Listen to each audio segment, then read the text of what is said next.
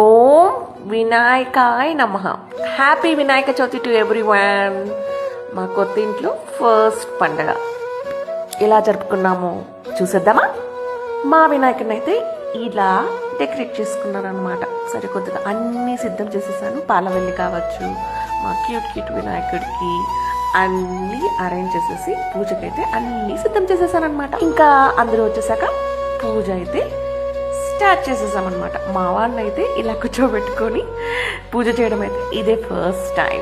Fully divine vibes అసలు. మొత్తానికి మా బుజ్జి వినాయకుడికి ఇలా హారతి ఇచ్చేసాను, మంగళహారతి.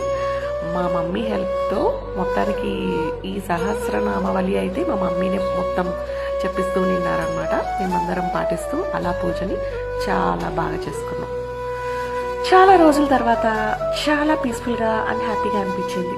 మొత్తానికి మా బుజ్జగన్నపైకి పంచప్రసాదాలతో ఇవాళ నైవేద్యం పెట్టి మరి చాలా తృప్తిగా పూజ చేసామండి. చూసారా, పువ్వు కూడా వచ్చింది.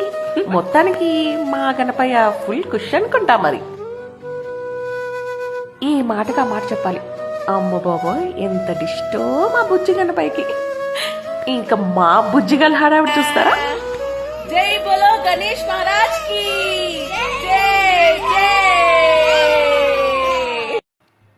అప్పుడే అయిపోలేదండోయ్. Stay tune for